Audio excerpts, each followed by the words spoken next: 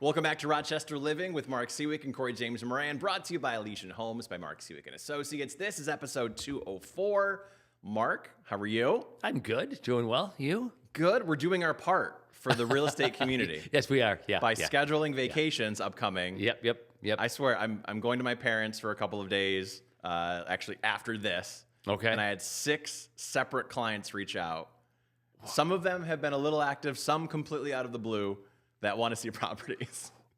It's just a trend. It happens, right? Well, it really does. Well, look what happened with Zach from the team. Right, Zach Summers. He sold, what, $1.4 million in the last 24 hours? Yeah, well, he's literally, I think he's on a beach somewhere on the eastern coast, somewhere. Yeah. Cape Cod or something, yeah. Yeah, that's right. Sold $1.4 million. So I'm going away for 10 days. There we go.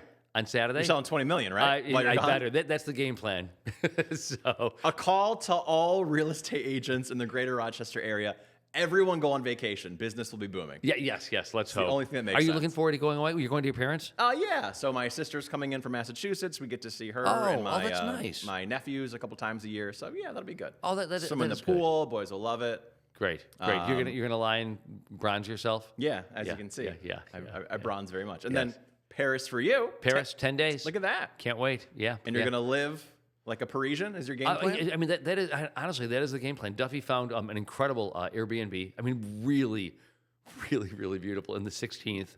And our intent is to buy an apartment building. Okay, nice. One that we will just rent out, add to our portfolio here, but then having one small apartment that would be ours when it is that we go over to Paris. Doesn't it sound very fancy? It sounds very fancy. Extremely fancy. Yeah, very fancy. And yeah, when you buy it, you have to be eating a baguette at the same time. Oh, are you kidding? Absolutely. While wearing a beret.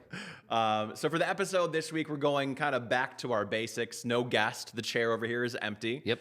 So we thought it would be a good time that we're a little halfway past the middle of the year here. Yeah. To really drill down on the current market, how we've gotten here, what's going on nationally, what's going on locally, and then maybe some expectations for what's to happen moving forward. Because it's been, I would say to sum it up, a very confusing year. It's been confusing, and I'd say, and I don't often use this word to describe our business, but I think it's also been disappointing. Yeah, expected more. Yeah, I did. Yeah. I mean, the spring was really strong, and then it's been sleepy. Since Liberation Day?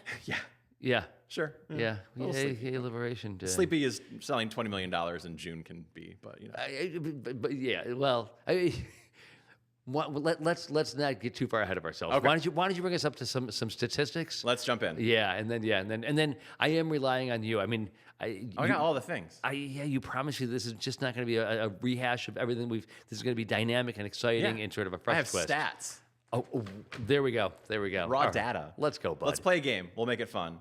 Okay. Monroe County. Did the number of listings go up or go down from last week? It cratered. You think it went down? Yeah. So last week we were at 568. Yeah. This week, 582.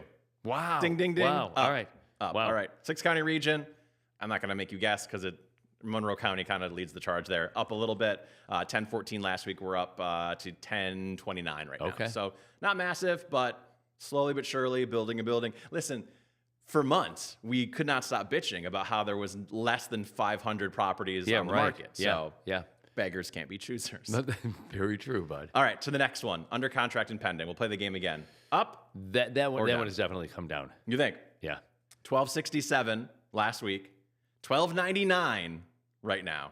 Up again. So this is so interesting because I hardly ever go on to the Rock Real Estate Agents, which is the closed group on Facebook for local agents. Everybody is just bitching and moaning and complaining about the fact that it's very, very slow, that they're not getting any. Can you square the two? I think we have to take a step back. Okay. Because it's all relative, right? If we're comparing it to what we've experienced for the past 5 years, where literally everything was selling in that delayed negotiations period, yes, very slow. If we're bringing it back to pre-pandemic times, probably not slow. I mean, with the number of listings, yes, but in the speed in which these properties are selling, right? Because eventually they are selling. It's just not at the breakneck speed that we're so accustomed to. And I think that is what agents are having a difficulty adjusting to. And, you know, inherently their buyers and sellers are going to have the same issues if they're not being told by their agents, hey, you can expect this might be a little bit different than what's been happening recently. That's my take on it. I think it's actually a good take. And there's a corollary that I have. Right now, we're very, very slow. And it's not often that on this show I'm publicly declaiming that we are slow because we're always busy. Yeah. And we're always... This is why you're going on vacation, to try to... Well, actually, that's very true. Going. No, because I was going on vacation in September. So this trip to Paris was scheduled for September, but it's so slow right now that literally last, I don't know, Friday, Saturday, something, I just went online and I just moved our reservations to this coming Saturday because it is slow. And so the corollary may be that pre-COVID, you would always be busy until the 15th of July. Okay. July 15th until Labor Day, it was always slow. So perhaps this is another reversion to the mean. Yeah. Which eventually has to happen, right? I mean, we're seeing it across the board in other industries. You know, we've had medical professionals on the last, few episodes here. They're seeing some reversion back to pre-pandemic times. Yeah, right? yeah. So, maybe we're just lagging a little bit. My question is, when it used to do that, what were the factors that you think attributed to the slowdown on July 15th? It's so funny because it seems so obvious to me, but I love the question because perhaps it's not so obvious. And I think it's so obvious to me only because it was my reality for the first, 28 years that I was selling real estate. The real estate market, the spring market would kick in and it would be a rush. And like everybody would be just killing themselves to buy and sell real estate. The 15th of July, all of a sudden, boom. Two things happen. One, buyers are saying, you know what? I've lost out on my opportunity to get Joey and Susie into a particular school district on the first day of school come September. So two, I am going to lie poolside. I'm going to pour myself another cocktail. I'm going to have my husband grill another hot dog or hamburger, or we're going to go on vacation. And people just enjoyed the last 6 weeks of summer. And it almost feels that way in terms of the current zeitgeist. Do you agree with that or no? I think that makes sense. I mean, how many agents and how many agents with Elysian Homes have gone on vacation or been out of the office over all right, versus last year or the year before? Does it feel different? True, yeah. I think we were waiting until later in the fall. We were all waiting. We were all waiting like, we were just exhausted, but we would just crawl to that final sale, and then in the fall we were like, okay, collapse, and then just So I'm just going to throw it out there. Perhaps this is nothing other than a reversion to a time that once was. So then you said slow down July 15th to Labor Day. What transpires after Labor Day? Again, September, October, busy. Were always great months. Okay. They were always great months. So and then November 10th, boom, it's done. So it'll be interesting. Again, like I said, we have to revert back at some point. Yes. Eventually. Yeah. So it does make sense. Okay. Let's move to mortgage interest rates. Slightly positive news there. A little bit of a dip. Slightly, yep. A little bit of a dip. 6.85. Last week we're at 6.77%. Are we back in we've been there, right? We've been in this zone for months. I just actually got off the phone with Mike Pulver over at Genesee Regional Bank, who is now the head of the Mortgage Bankers Association here in the state of New York. So he's got his finger on the pulse of. So I said, okay, so what do you think is going to go on in terms of interest rates? He said for the next year. Same thing. Yeah. Status quo. Not much difference between what's going to happen next year versus what's happening this year. So our dream of 5% rates are... What dream? Yeah. So I should probably be careful the way that I say that and enunciate properly and and slowly. Very slowly. Very, very slowly. So he is fairly confident that next year. But then again, who knows? Who knows? The pronouncements out of the Oval Office, that was just emanating from Washington. Anything can just turn on a dime. I mean, one thing that will be interesting if we're forecasting next year, and Mike and I didn't talk about it, I should really, what does Jerome Powell's departure from the Fed mean for interest rates? So we may very well find that May of next year, when Jerome Powell's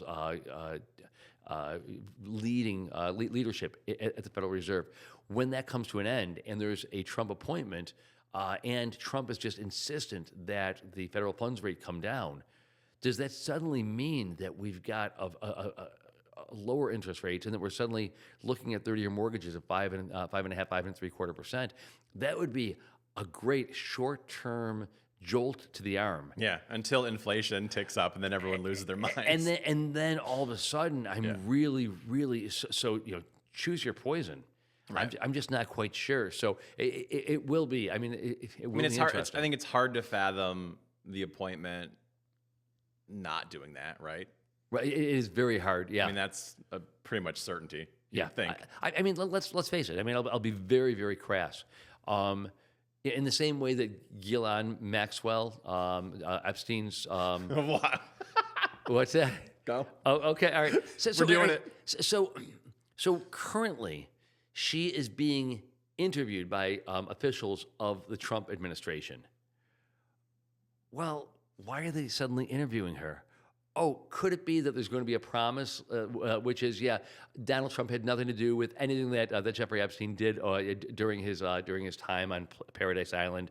And suddenly her sentence is commuted. Suddenly, she is pardoned by the president. I mean, weird coincidence. One can very, very easily, and I'm sorry to be so crass, but I'm just. That's a very, very strong possibility. Likewise, how does this? I am certain that whomever it is, more likely than not, Treasury Secretary Bessent will probably become the next chair of the Federal Reserve in exchange for what? The fact that he's suddenly going to start to lower the federal funds rate moments after he ascends. Yeah. It's what a parallel. You like that? It's a good parallel. Okay, good. Yeah. One feels less dirty than the other, but kind of close. They're pretty close. They're both kind of ugly. And by the way, I mean, just as an aside, I mean, Congress is not actually going to be in session for the next 6 weeks because the Speaker of the House doesn't want the Dems voting on the DOJ to release anything related to Epstein. Perfect sense. Yeah, of course, obviously. I mean, God, nothing. Are you so happy to go to Paris and get away from nothing screams I'm innocent. Nothing screams the president is innocent. Like, hey, let's just set this aside for 6 weeks. Yeah, let's shut down the U.S. government for 6 weeks. Yeah. So anyway, my goodness. All right, dig me out of this. All right, national spotlight, where things are from a national level, real estate wise. Home prices. Up 2% year over year. I was going to say 1.9%, I think is the number, right? Yeah. Nothing crazy there. Bigger number, percent of listings increased. Again, on a national level. Yes. 33%. Significantly. Yeah. Yes. And that's so funny. You're at 33%, but what I was reading last night, 29%. So, okay. Yeah. Exactly. Same number. Yeah. More interesting, again, national level, 1/3 of the properties that are selling below list price. Digest that for a moment. Again, for us, it's hard here in Rochester because that's something that we're just not accustomed to. Yes. And again, I think we need to be careful, and I'm sure this is probably where you're going, but those are places like Florida. Yes. Places like Texas. Places like Arizona. All those places. No, this is on a national level. I mean, those places, Florida and the Southwest, are bringing that number up considerably, I would say, yes. But this is just kind of across the board, just nationally. Yes, exactly. But I guess my point here is that that's not happening here in Rochester. We'll get it's to not Rochester. happening in the Northeast. Yeah. So I just want to make sure that people, what you're hearing me express is the sensitivity that I have every day, every day of my life when I'm at a cocktail party. Yes. And people are saying... It's a buyer's market now. Yeah, exactly. And well, why are they saying that? Because, they saw it or read it. And so we always need to be very, very careful to distinguish between national and local real estate news. 100%. One of the stats that I saw nationally that this kind of blew my mind. And I don't think it's something that I'm really seeing much of here in Rochester, knock on wood. I don't think I've actually had this happen to me this year. 15% of U.S. home purchase agreements fell through. Yeah. 15%. Yes.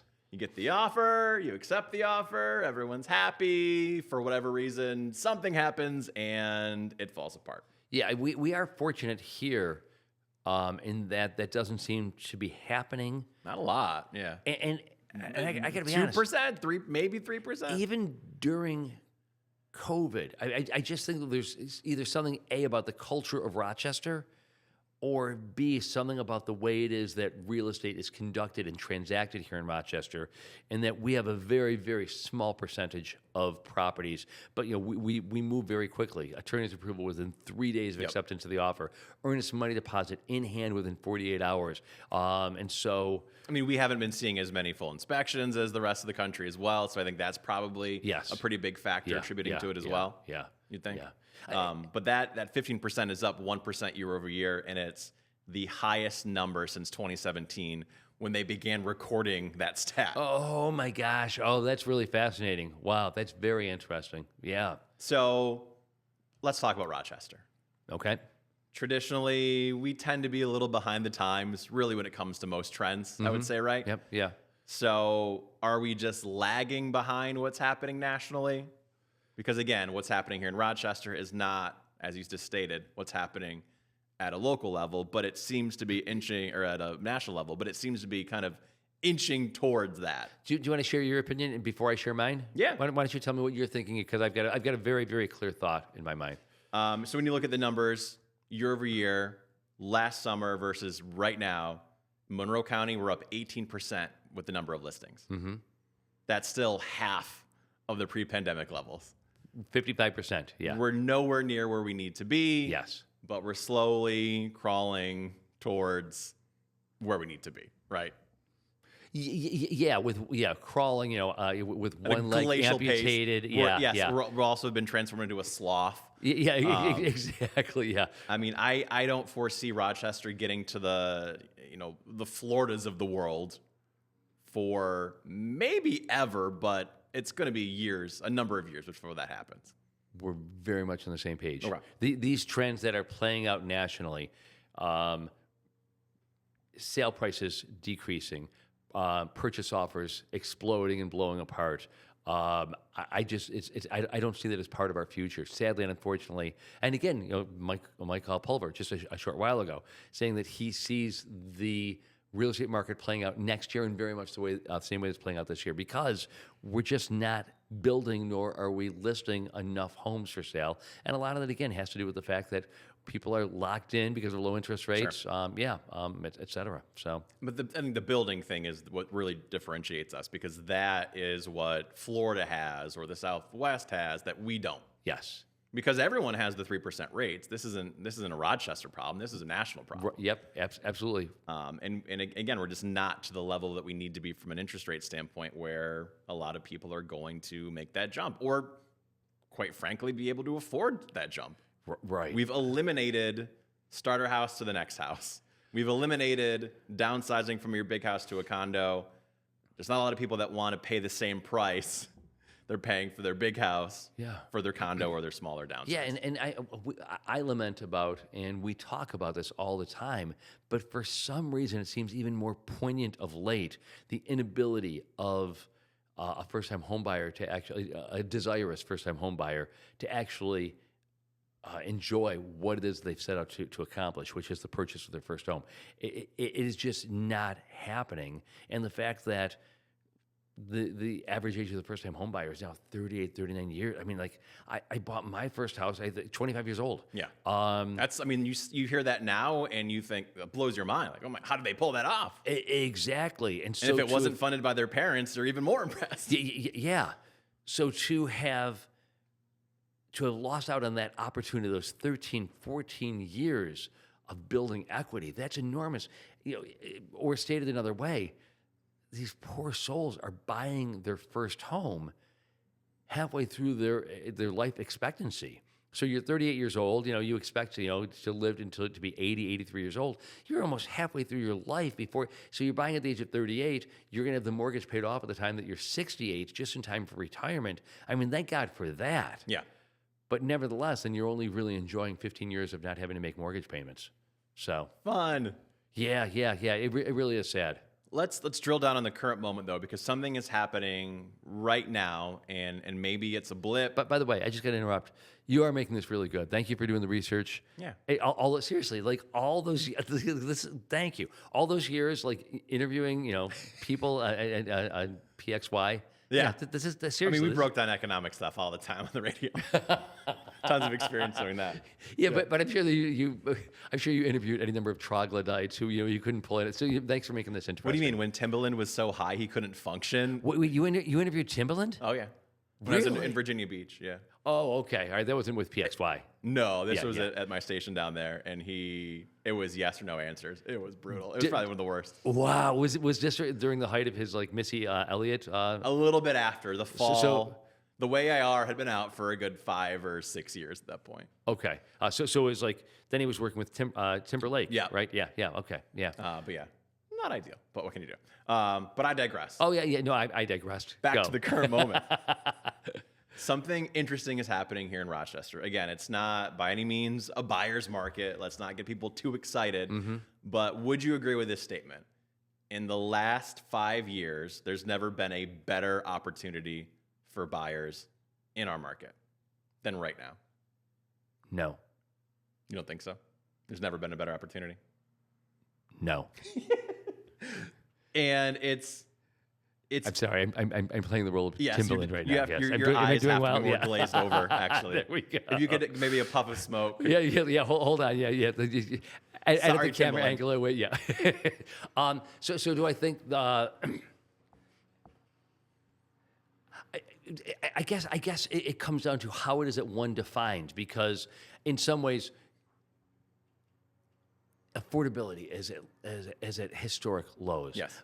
But if you're able to purchase, then again, as we've talked about over and over and over again, you've seen a 65% increase in the value of your property over the course of the past few years.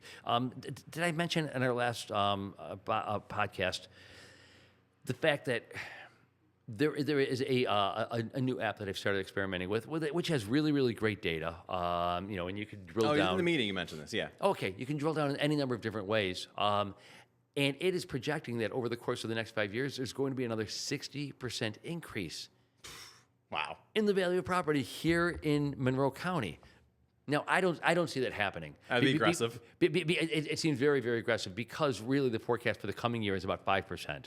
So, I somehow doubt, unless there's going to be a reduction in interest rates.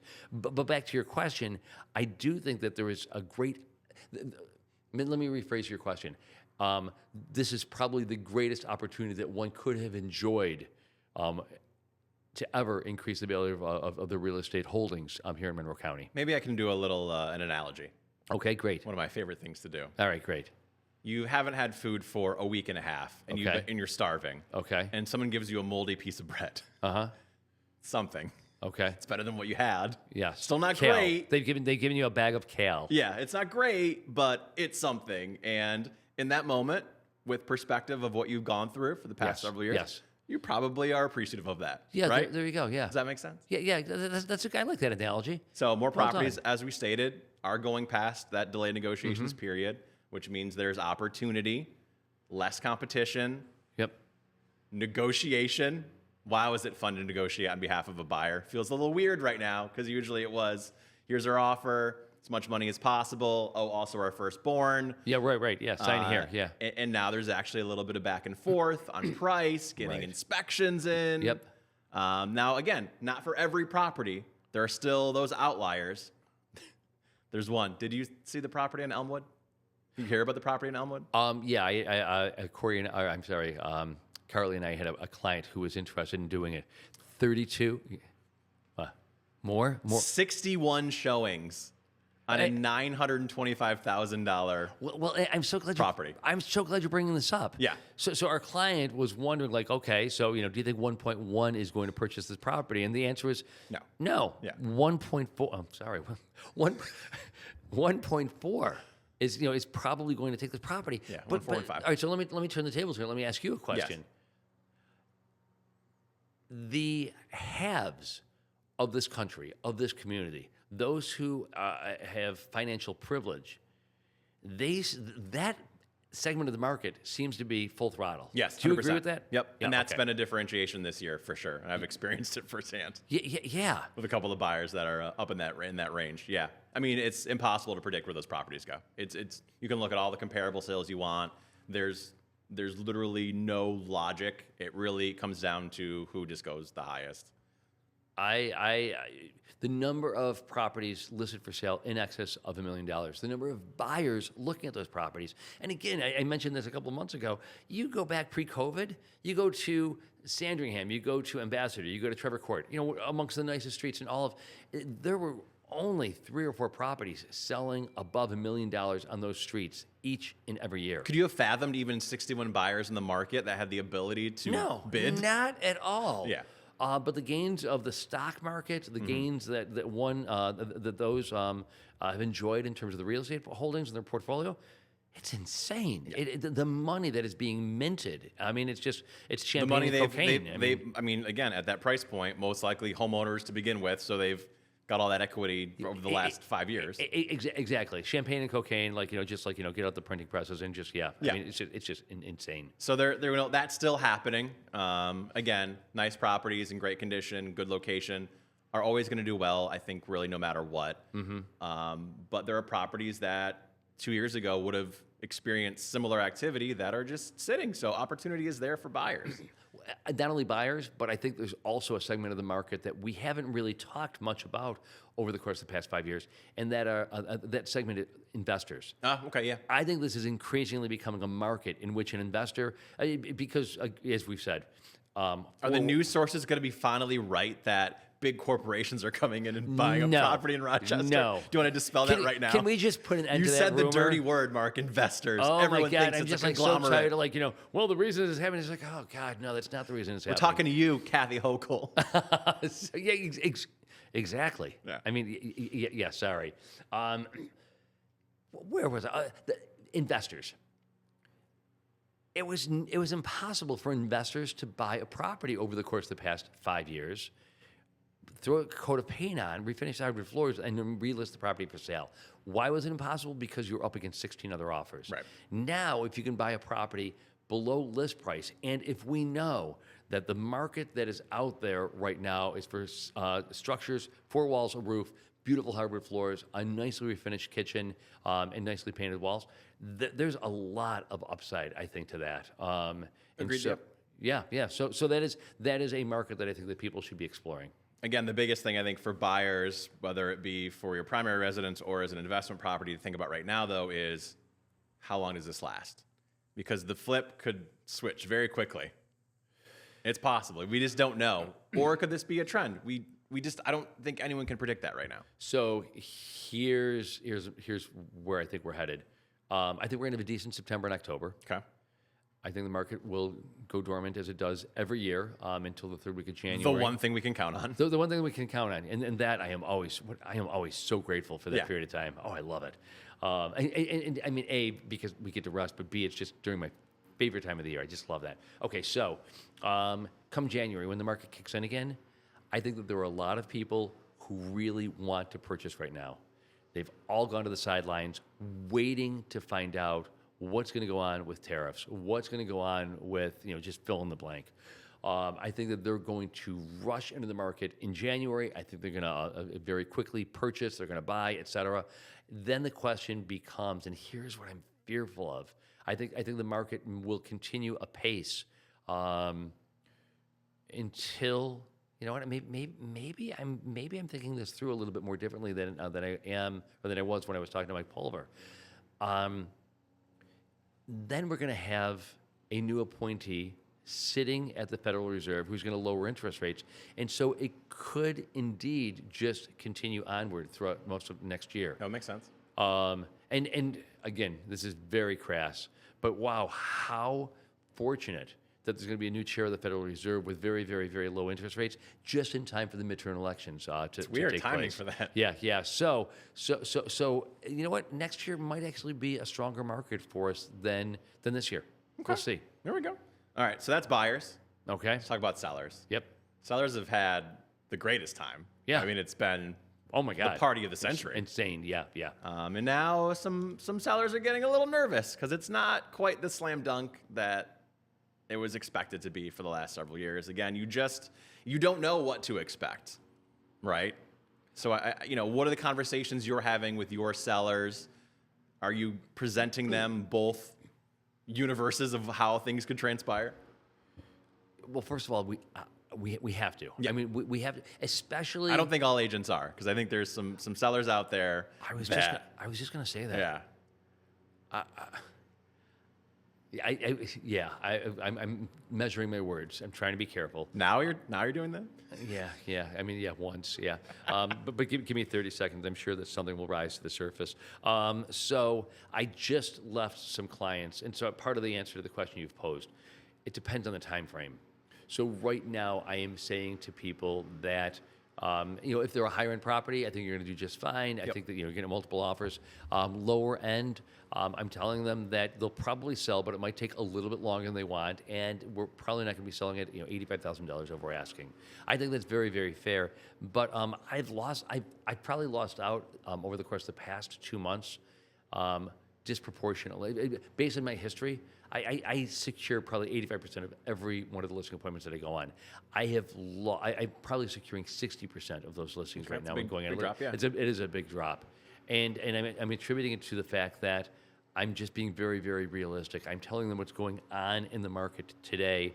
I'm not trying to get them to believe that the conditions that existed back in February and March are still what it is that they can expect. I mean, I ran into some sellers, prospective sellers yesterday, and they have had their house listed for sale with another agent who's a high-end female agent. Can't imagine. Yeah, can't imagine who had the property listed for sale for $1.5 million. I know I did not know this. There were two reasons I told them they had a $750,000 listing. Okay. This agent said, "Oh, you think your house, Mr. and Mrs. Seller, is worth $1.5 million? So do I. Sign here." Listed the property for 6 months. These sellers are thinking the property has been listed for sale for 6 months. I said, I don't see it on Zillow. I don't see it in the multiple listing service. I don't see it on Redfin. I don't see it on Realtor.com. So they more likely than not signed a limited service agreement, but nevertheless, these are folks who are now trying to figure out, our house is worth $750,000. Less than this blonde, high profile there agent. It is. Yep. He's back. You're so back. I am so fed up with. I'm just going to call it out. I'm just so fed up with the lying. I mean, the lying that emanates from this agent's mouth is just. It's criminal. Because what happened? I mean, what happened? So, big promises, sign on the dotted line. Yeah. Doesn't happen. I'm sure there's a lot of flack that goes with that, but you're then locked into a 6-month agreement at that point. But then the price comes down. Yeah. The price comes down. Yeah. The price comes down. Oh, she's a hero because she finally sold the property after 3 price reductions. I mean, fuck that. I love it. But again, you would rather be in the lane that you're in because it doesn't tarnish your reputation. Well, exactly. I mean, exactly. That is absolutely right. And that's why I'm so proud of the agents associated with our brokerage, because it's just morally the right thing. It's ethically the right thing to do. Because sooner or later, it's got to catch up. Right? Well, I don't know. She is in her 70s, so. Oh wait, did I identify any her? more details? Yeah, Want to give a home any address? more details? Or a state of a vacation home? Extricate me, would you? Get me out of this. So, you're right. Alex, we might need to do some. Leave it, Alex. Don't touch it. Some cleanup and post. It's gold. It's gold. Leave it. So it's the reality of the situation, and people can either choose to accept that, or they can live in the fairy tale world and then see it all come crashing down. It is what it is. Exactly. But again, I guess the silver lining for sellers, as we kind of opened with in the beginning, they are eventually selling, right? Right. There's not a ton that are on the market for 6 months and expiring. So that's the good news. It's just not going to be the experience potentially that you were expecting. I will say, and I'm sure you're experiencing the same, it took a little bit of time, but I do think that sellers have become aware of the fact that market conditions today are different than the conditions that existed post-COVID through this past spring. So that has led to easier conversations, easier discussions, as we're sitting at somebody's dining room or kitchen table. It's Rochester area, small town, a lot of people talk, word of mouth. It's getting around that this is what's happening. Yes. What are your worries because of this? Because here's my big worry, is that we are already battling this inventory issue. Mm-hmm. Now word is getting out that sellers aren't doing as well as they have in the past in many instances. Is there fear there that we see even a bigger shrink in inventory? Well, what do you think? You think that's the case? I think for two parts to that. I think for people that were on the fence, I think it's going to persuade them to probably just wait a little while longer. But again, as we've been experiencing for the past how many years, what percent of our listings are need to sell? Well, that's exactly where I was headed, which is there are so few listings to begin with, and really the majority of everybody who is listing, they're listing not because they want to. Death, divorce, relocation. Yes, they have to. And so I don't think it's going to compromise. Too much. Yeah. Maybe to stop some of the momentum or going to that next level. Again, we're, Yeah, I mean, but there's a cross current here, and that is that more and more time is passing since people were locking in at 3%. And so the number of homeowners who have either paid off their property. I mean, I think... True, yeah. It's a 45%. It was a big number. I was just going to say, I mean, I think it was 40% of all mortgages, and this is going back, this is a statistic from like 8 months ago, 6, 8, 10 months ago. 40% of all homeowners, I think here in Monroe County, or is it nationally, have no mortgage. I think it's here in Monroe County. I think it was locally. Have no mortgage whatsoever. So, but their circumstances, their personal circumstances have changed. They've grown older. They've added. The kids have moved on to college. So that should start to free up more sellers to actually put their home on the market. Time is undefeated. Eventually. What was that? So time is undefeated. Oh yes. So eventually, there's not a choice. Yeah. Eventually. Yeah. Tempus fugit. Anything else you want to touch on with our snapshot of the current market? Any other expectations going forward? I mean, every night when I say my prayers just before going to sleep, it's always okay. So this is the year that there are going to be fewer agents on associated, and it never pans out. Never pans out. What's your prediction? Is this the year that the number of agents starts to decline? No. Maybe a little, but I think there's always going to be a new crop of people that are interested. I agree. More lambs to slaughter. What's the failure rate? Another metaphor. 85%. Yeah, 85%. Yeah. 85% of those who get the real estate license aren't selling 2 years. They realize, wait, it's not easy. This is hard. Yeah. Well, and what's really been interesting, and I know that you've seen this, what's really interesting, and we've even seen it a little bit in our office, not much, but just a little bit in the office. Those agents, as market conditions are changing, we're seeing agents who have been licensed post-COVID. They just, I mean, deer in headlights. Yeah. I mean, like, different. Oh my God! Like, wait, I've got a prospect. I've got to market myself. It's just not going to. It's not manna raining down from heaven.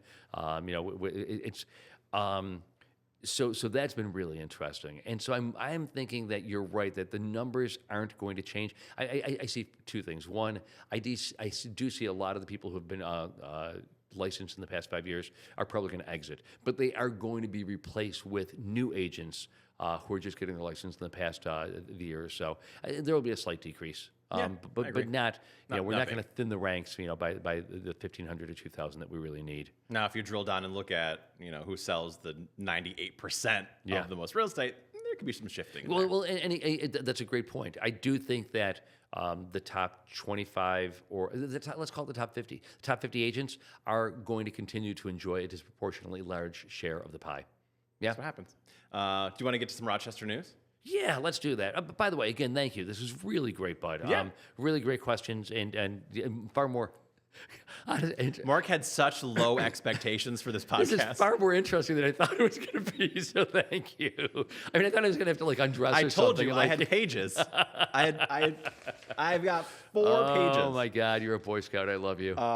Let's get to some Rochester news. So you actually attended this over the weekend, the Rochester Pride celebration. Oh my God, it was insane, and I was so proud of our brokerage.